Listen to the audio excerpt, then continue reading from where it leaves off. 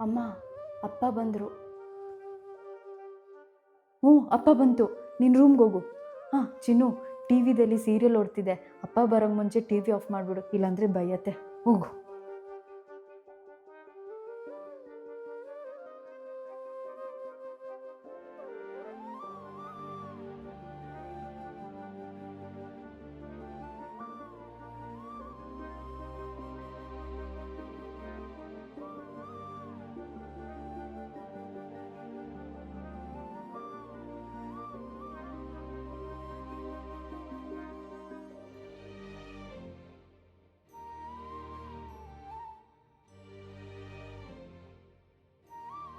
ಕೀರ್ತನಾ,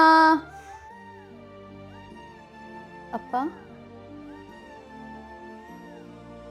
ಊಟ ಮಾಡ್ದಾ?